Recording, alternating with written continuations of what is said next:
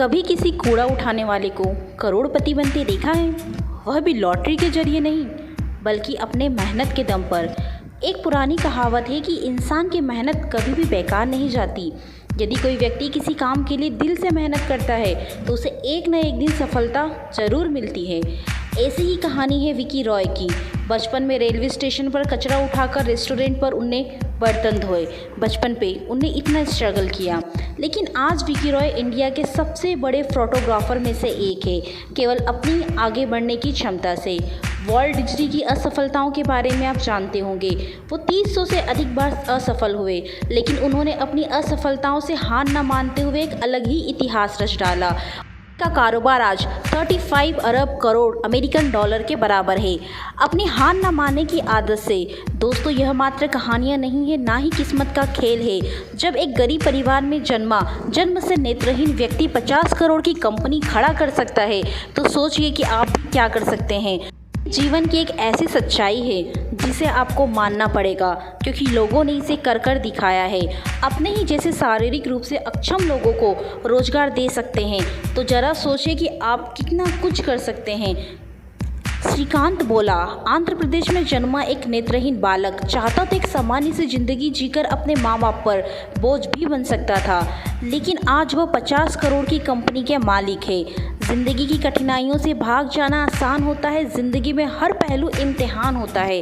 डरने वाले को नहीं मिलता कुछ ज़िंदगी में, लड़ने वालों के कदमों में जहान होता है।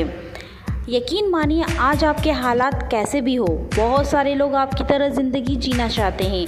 आपके पास वह है जो बहुत से लोगों के नसीब में नहीं होता। अभी इस चीज़ पर ध्यान मत दीजिए कि आपके पास क्या नहीं है, बल्कि उस चीज़ पर फोकस करिए कि आपके पास ऐसा क्या है जिसके दम पर आप सक्सेस पा सकते हैं, आप अपना गोल अचीव कर सकते हैं। 21 वर्ष की आयु में स्टीफन हॉकिंग को एक घातक बीमारी ने जकड़ लिया। उनके शरीर के अंगों ने धीरे धीरे काम करना बंद कर दिया और डॉक्टर ने जवाब दे दिया कि वह 2 साल से ज़्यादा जीवित नहीं रह पाएंगे। लेकिन अपने जुनून और अपनी इच्छा शक्ति के बल पर स्टीफन हॉकिंग दुनिया के सबसे बड़े ब्रह्मांड वैज्ञानिक बन गए। उन्होंने न सिर्फ मौत को बात दी, बल्कि अपनी नियति और किस्मत को भी बदल कर रख दिया। 15 जुलाई 1999 भारत पाकिस्तान कारगिल युद्ध। जानते हैं ना आप इस सभी के बारे में। 15 जुलाई 1999 एक तोप का गोला उनके नज़दीक आ फटा। मेजर ने इस हादसे में न केवल अपना एक पैर खोया, बल्कि कई तरह से शारीरिक चोटों और समस्याओं से घिर गए। उनकी सुनने की क्षमता कम हो चुकी थी। उनके पेट का कई बार ऑपरेशन हुआ। आज इतने वर्षों के बाद भी बम के 40 टुकड़े उनके शरीर से अलग अलग भागों में मौजूद हैं, जिसे निकाला नहीं जा सका। उन्होंने निश्चय किया कि अब वे अपनी अपंगता के बारे में और नहीं सोचेंगे। उन्होंने अपनी इस कमजोरी को एक चुनौती के रूप में स्वीकार किया और ज़िंदगी में आगे बढ़े। यदि वो पहले ही हार मान लेते तो आज इस ऊंचाइयों पर नहीं होते। 17 वर्ष बाद आज देवेंद्र भारत के एक सफल ब्लेड रनर है और उनके नाम 2 वर्ल्ड रिकॉर्ड भी है। ज़िंदगी एक खेल है, चुनौतियाँ इस खेल का हिस्सा है जो इसको और रोमांचक बनाती है।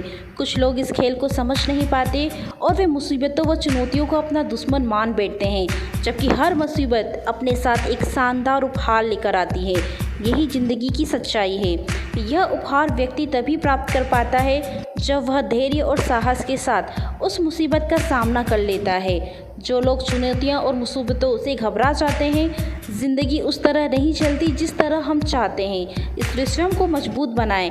अगर आप कुछ हासिल नहीं कर पा रहे तो शिकायत करना बंद कर दें और पता लगाएं कि आप क्यों असफल हैं। इससे कोई फ़र्क नहीं पड़ता कि दूसरे आपके बारे में क्या सोचते हैं, लेकिन इससे ज़रूर फ़र्क पड़ता है कि आप अपने बारे में क्या सोचते हैं।